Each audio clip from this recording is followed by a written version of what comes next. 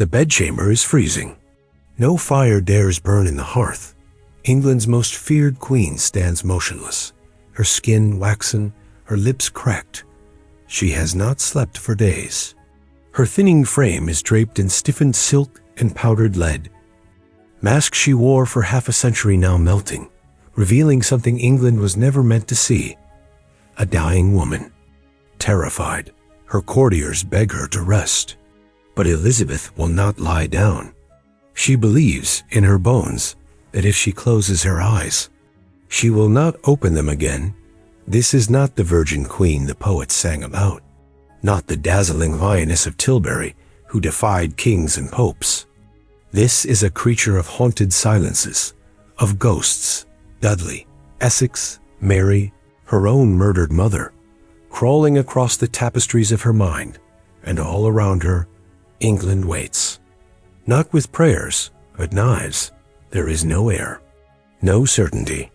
Only whispers of Catholic revenge, Spanish ambitions, and Scottish blood. In her final weeks, the most powerful woman in Europe becomes the most alone. Her body rots from within. Her mind unspools. And the court watches today. We strip away the myth of Gloriana. We enter the cold, silent death spiral of a queen whose power was absolute.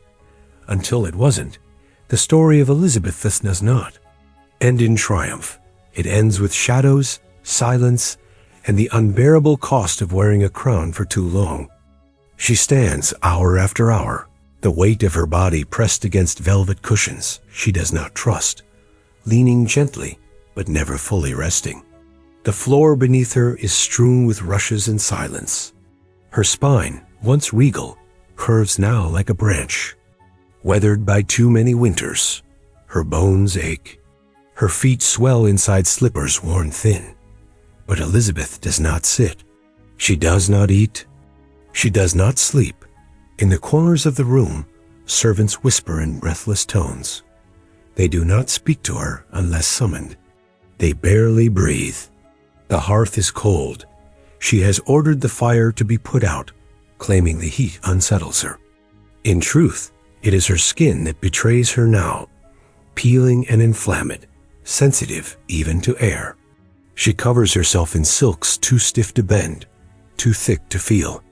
And beneath those layers, her body weeps, open sores blossoming on her legs like rot beneath royal lace. Still she stands, her hands tremble at her sides.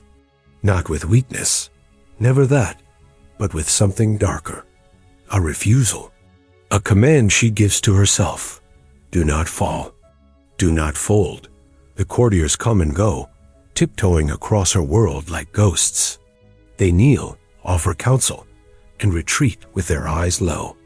None of them see her clearly anymore. Or perhaps they never did. They see the crown, the will, the legend. That rose in gold and now crumbles in flesh. She does not recognize all their faces. Their names vanish like candle smoke in her mind. A moment ago, she had summoned her treasurer. Or was it her priest? Someone is speaking now, and she watches his lips move without hearing a sound. The noise in her head is thick, like bells clanging underwater. She nods, not in agreement, but in dismissal. She is losing words. Losing time, but never control. Control is all that remains, so she clutches it with whitening knuckles. The posture, the mask, the silence. If she speaks too much, they will hear the slurring.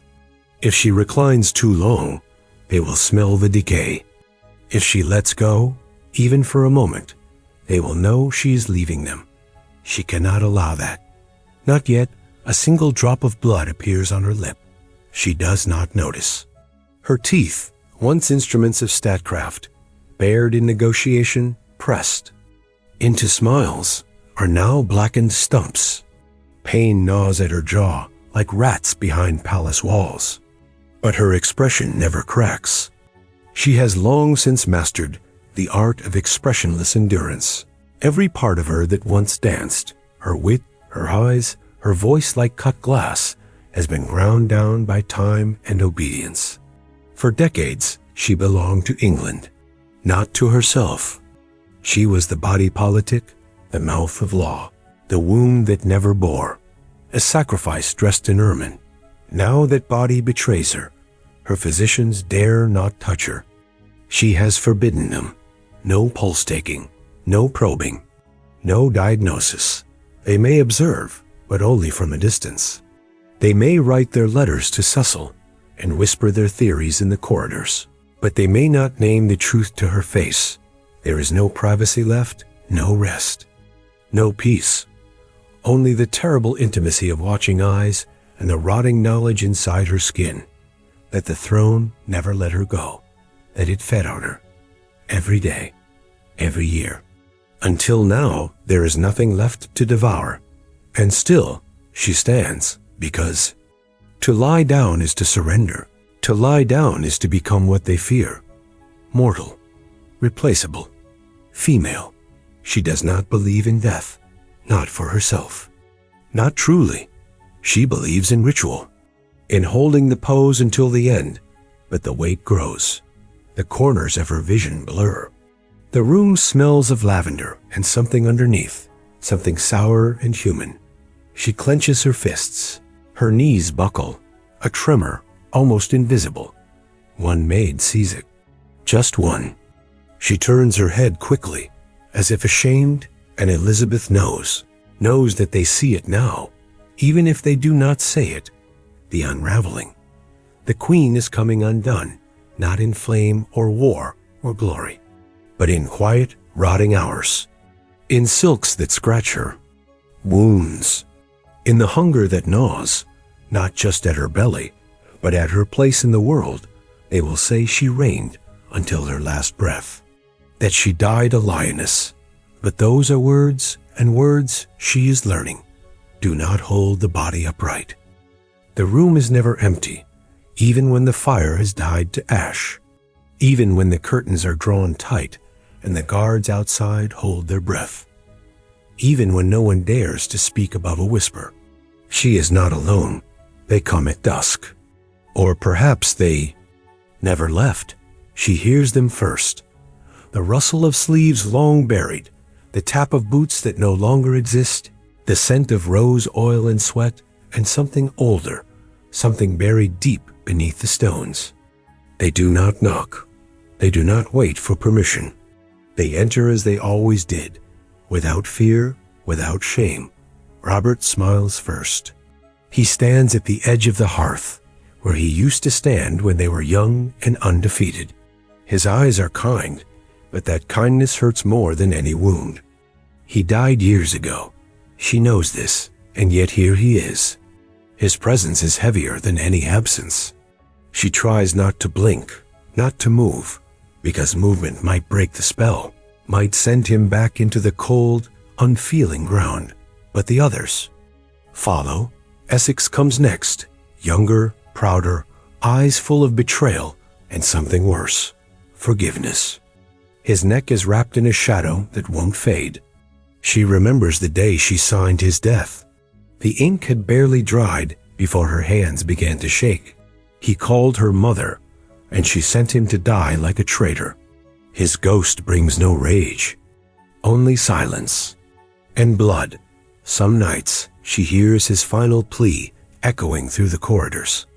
They say it is the wind, but she knows better. Others drift in behind them, the faces of men who served her, flattered her, then plotted in the dark. Walsingham with his cold calculations, Raleigh with his charm turned poison. Even Cecil, still alive, appears in her, dreams like a withered saint, reminding her that loyalty is always conditional. The chamber, once her sanctuary, is now a theater of shadows. The tapestries shift. The mirrors hold images she does not recognize. Her reflection seems thinner than it should be, pulled taut over bone, eyes too wide, lips too still. Sometimes she speaks to it. Sometimes it speaks back. She does not tell. Her ladies, she does not ask for comfort. To name madness is to surrender to it, and Elizabeth does not surrender. But she knows. Deep down, she knows that her mind is no longer hers alone. It is a palace of echoes power. She has learned is not a companion. It is a mausoleum. She built it brick by brick, with laws and executions, with courtship and spectacle, with the pain of never being allowed to grieve. And now it is full, not with laughter, not with heirs, but with ghosts. They watch her dress. They follow her steps. When she sits, they kneel. When she weeps, though she never lets the tears fall, they listen. Sometimes she reaches out her hand. She imagines Dudley will take it, but her fingers close on nothing but air. Once, she whispered his name aloud, just once. The silence that followed was unbearable. Even the walls seem to recoil. She knows they are not real, but she also knows that no one else is either. Every courtier who smiles bows only to the crown. Every advisor offers comfort laced with ambition. Every gentle hand longs to pull her down. In this palace, love is a weapon and trust is a fool's dream.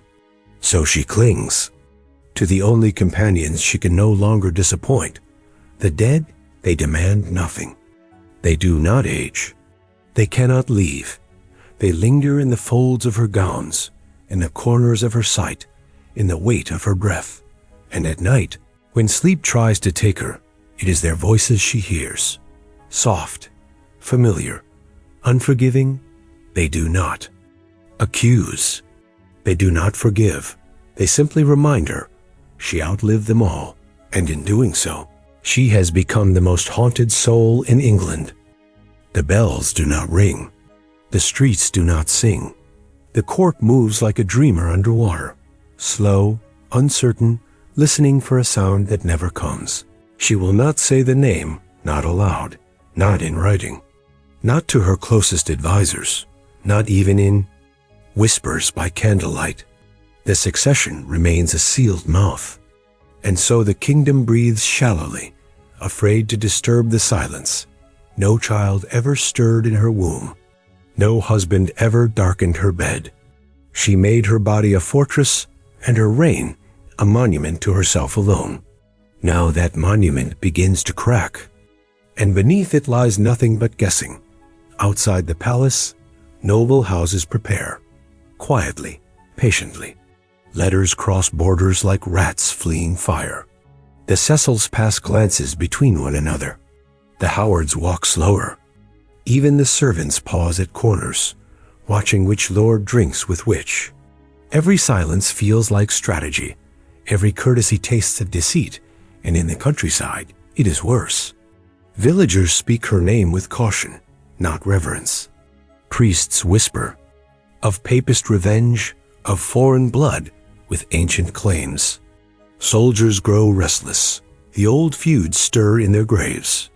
England does not know who it belongs to. Not now, not tomorrow. And no one dares ask aloud. Because she is still alive, she still rules. Even as her mind falters and her limbs weaken, the weight of her crown presses down on every throat in the land.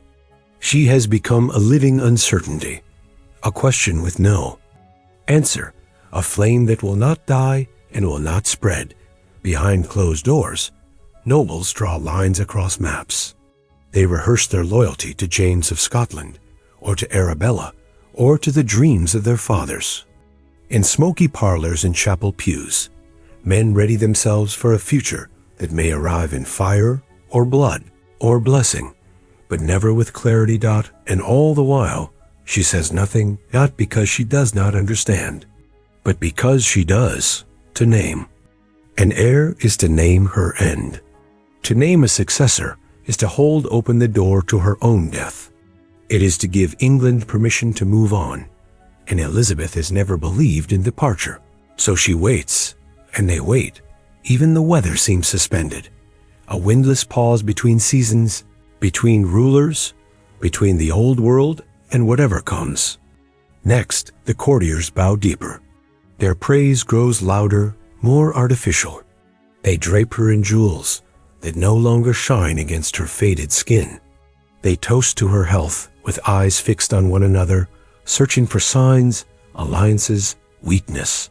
Thee? Court becomes a theater of performance and paralysis. No one moves, no one commits, because no one knows who will hold the blade when the curtain finally falls. In her bedchamber, she watches the windows. The sky offers no omen. The garden is still. Somewhere far beyond, the boy in Scotland sharpens, his quill waiting to be called. But she does not call, because silence is power, and Elizabeth, even in her decline, will not hand it over. Not yet. So the kingdom holds its breath, frozen in the space between heartbeat and collapse, praying that she will live one more day, or fall. Anything but this waiting, anything but this silence. The paint no longer sticks. Each morning begins with the same ritual. Hot cloth, stiff brush, the sting of vinegar across skin too thin to bear cleansing.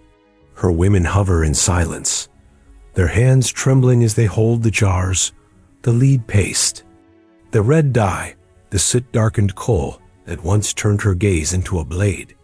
The mirror stands before her like a witness. She refuses to look at it directly. Her real face has vanished beneath layers of invention. The cheekbones are still drawn. High, the mouth, a bloodless slash. The eyebrows, ghosted in charcoal above hollow sockets. But none of it holds. The mask that once dazzled courts and cowed monarchs now sags beneath the weight of time. The powder clings to the sores along her jaw. The rouge pools in the creases that have deepened like dried riverbeds. Still she persists.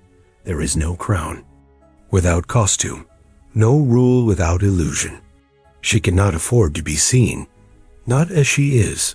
The wig is lowered like a relic onto her skull. Coarse horsehair, lacquered and curled, hiding the strands that fell in clumps weeks ago. Underneath, her scalp burns. But pain is not new. Pain is memory. Pain is control. Once she had been radiant, not with youth that vanished early, but with the performance of youth, the mastery of artifice. Her image was armor. It turned her body into a symbol. It made her untouchable. Now it is a prison. She forbids all sudden entries. No one is allowed to approach her unannounced.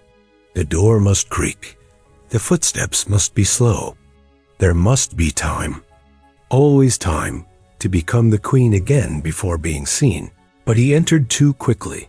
A courtier, young, careless, loyal in that stupid, masculine way, walked in before her wig had been set. Before the final layer of white had dried, he saw her. As she was, their eyes met. He said nothing. But the silence was enough. By sunset, he was gone, sent to the north, or the coast, or exile. She didn't ask where. It didn't matter. The offense was not betrayal. It was recognition. He had seen the lie unravel, and so he was erased. She eats in solitude now. Even her food is chosen for appearance. Soft gruels that do not smear the paint. Wine that stains less than blood. She dabs at her. Lips after every sip, carefully, mechanically, as if the stain could betray her too. Her body no longer belongs to her. It never did. It was England's property, carved and painted for the pageants, displayed like a saint's relic on procession days. But now it fights back, leaking, sagging, trembling beneath the silk. There are no gentle touches, no mirrors. She trusts. The women who dress her have learned not to speak. They work like undertakers, reverent, efficient, silent. They avert their gaze when her skin splits. They apply the paste thicker when the sores shine through. She does not thank them. She does not cry.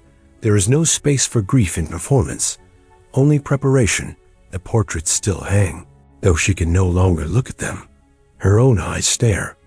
Down from the canvases, wide, immortal, ageless, a fantasy. The version of her that never aged, never suffered, never feared. The face England chose to believe in. She wonders what they'll do when she dies. Will they paint her corpse too? Smooth out the collapse, conceal the stench? Apply rouge to her lips as they seal shut forever? Will they let the myth live, even as the body rots? She suspects they will, and perhaps that is the final cruelty, to have been revered by a nation, adored by artists, feared by rulers, and never once truly seen. In this palace of mirrors, she has become the thing she once wielded, a mask with nothing left behind it. And still, tomorrow, she will rise again. Sit still. Let them cover the ruin, because even now, even dying, she must never let them meet the woman beneath the queen. She does not sit, she does not sleep. Her body leans against the damp wall like a figure carved in stone, unmoving except for the rise and fall of shallow breath. The floor beneath her is littered with wilted petals from a vase no one dared to replace, the scent of decay curling into the air, sweet at first, then sour. Dust gathers in the corners. Time thickens like fog, the days no longer separate. Light and dark pass across her face like the dragging of curtains, but she will not follow them. The bed, once draped in gold-trimmed linen and embroidered prayers, lies untouched. She refuses it. To lie down, she says, is to let go. To lie down is to give death an invitation. So she stands, always the same corner, always the same silence. She barely eats. When food is brought, she turns her head. When her ladies speak, she hears nothing but the hum behind their voices, like bees inside the skull. Sometimes they think she has not heard them at all. But she remembers too much. She remembers the nights she rose victorious, the masks and torches, the ringing of bells in cities she would never see again. But now her victories lie dormant in portraits. Their colors are fading. Their subjects are gone. And so she stands. Her body wavers, then stiffens. The silks under her robes cling to her legs with sweat. Her feet are blistered. One ankle is swollen. She has not changed her gown in days. Her skin burns beneath the weight of it, but she will not allow it to be removed. The fabric is her last skin. The women watching her do not speak her name. They whisper instead in fragments, prayers, memories, fears. None of them can touch her. She does not permit it. She has built a fortress out of stillness, and to cross its threshold would be an act of treason. Sometimes she mutters. Not words. Exactly. More like sounds stitched together from dreams. Her mouth moves slowly, as if remembering a language that's no longer hers. She lifts her hand once, as if to reach for something, and lets it fall before it finds purchase. The room is too quiet. Every breath feels amplified. Every creak in the wood becomes a scream. The floorboards groan beneath her, but she does not. Shift. They whisper warnings, or maybe they weep. The fire has long since died. The hearth is empty. The walls no longer hold warmth. And yet sweat beads on her brow, not from heat, but from panic. The kind of panic that builds inside stillness. The kind that comes when you've stood too long staring into the door that leads out of this world. They beg her to lie down. They kneel. They cry. They bring her Bibles, relics, soft pillows, like offerings to a restless God. But she will not yield. She tells them that if she surrenders to rest, her spirit will loosen its grip. And she is not ready to let it go. Not yet. The body can endure longer than the mind. But not forever. Something inside her flickers. The muscles spasm. Her knees lock, then tremble. Still, she does not fall. Not fully, she speaks again. A name this time, or a plea. It echoes off the stone, unanswered. The women lower their heads. They have seen the moment just before a candle gutters out. But Elizabeth refuses darkness, and in her refusal, the silence becomes unbearable. It weighs more than the crown ever did. It presses against the door. It waits behind the veil dot, and still, she stands. The floorboards are cold when her knees finally touch them. They do not cry out as she falls. They make no sound at all. The wood accepts her weight like an old servant, familiar, exhausted, faithful in its silence. Her ladies rush forward, but she raises one hand, barely. The gesture is not command anymore. It is ritual. Muscle memory, she will lie down now, not out of peace, not out of trust, but because the body has betrayed her too thoroughly to be ignored. There is no war left to wage, not even with herself. The bed, untouched for days, receives her like a tomb. The sheets are stiff. The scent of lavender no longer hides the sickness beneath. She is not robed in majesty now, only in thin layers of linen, soaked through with sweat and something sweeter. The smell of endings. The crown is not in the room. It does not need to be. Everyone feels its weight pressing down on their lungs. She moves her mouth, and they lean closer. Not out of reverence, but desperation. What will she say? What name will she choose? For 40 years, England was her only heir. But now, the silence must break. She whispers. Not to them, not to the heir, to someone unseen. Her voice sounds like parchment torn in half. One name escapes, James. There is no ceremony, no proclamation, no grand design. Just one word, cautious, reluctant, spoken like a secret she never wanted to share. The son of her cousin, the son of the woman she had beheaded, the boy raised in foreign hills, born of Catholic blood and northern ambition. Now her empire would pass to him, not because she willed it, but because she could not stop it. The Cecils do not pause. They were waiting for this. Their pens are already dipped, their letters already written. The ink dries as her breath fades, and still she lies there. The room dims. The windows are shuttered. Outside, the trees bend low in wind that does not reach her. A clock ticks, somewhere deep in the stone walls. Time does not slow. It does not care. She does not cry. She never learned how. The women around her murmur prayers, but she does not join them. Her lips twitch, barely moving. She is counting. Not her sins. She never admitted to those. She is counting what was taken and what was given away. 44 years of reign. 44 years of masks, of cold hands kissed, of empty rooms, and crowns that crushed everything beneath them. She had built an empire out of silence, out of fear, out of love denied and power sharpened. And now it would pass without resistance. The son of Mary would wear her crown. Her mother's executioner's bloodline would sit upon the throne she carved with her own breath. The iron teeth of history were already closing behind her. Her fingers curl around the edge of the sheet, not in pain, in refusal. As if holding. Fabric could hold the world together a moment longer. A soft cough breaks the air. Then another. She chokes, and they press closer, but she waves them back. The breath that remains belongs to no one. She opens her eyes one last time and sees nothing.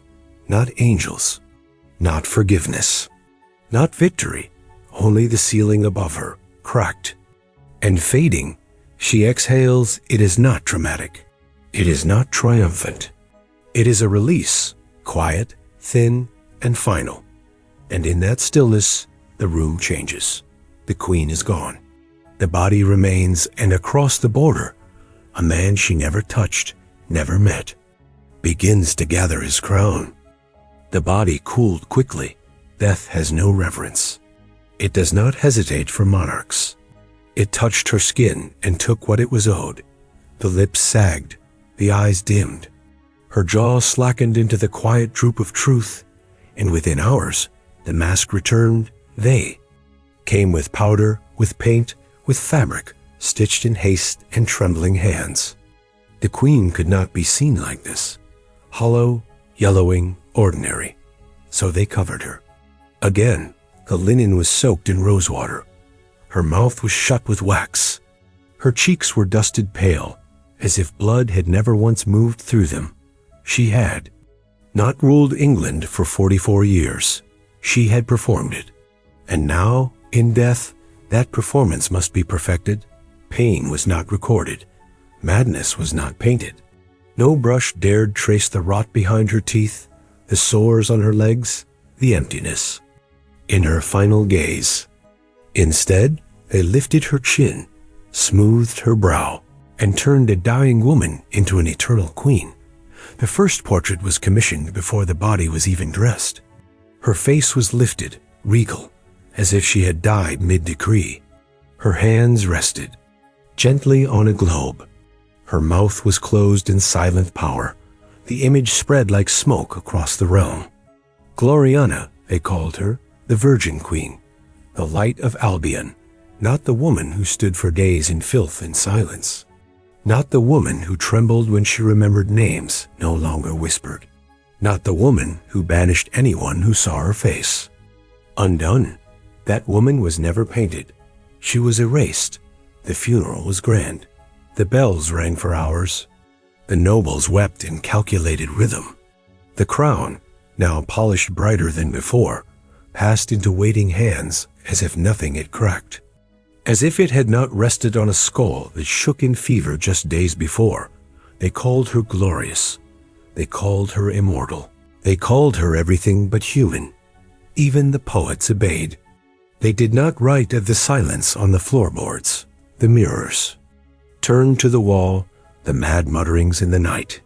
They wrote of virtue, of fire in her blood, of England clothed in gold. They carved the lie into stone. She had given her life to a country that refused to look at her closely. And now, they sealed her legacy with the same distance, the same reverence that kills the truth. The mask had outlived the woman. It was easier that way. It is always easier to worship a myth than to mourn a person. So she vanished, the real her, the trembling flesh, the aging spine, the shattered breath, and in her place rose a goddess carved from silence, a monarch who never wept, never aged, never suffered, and England, needing her still, bowed to the image instead. They never asked what it cost. They never looked beneath the powder. They never said her name with softness. Only with awe, the mask remained, untouched, eternal, and the woman behind it disappeared forever.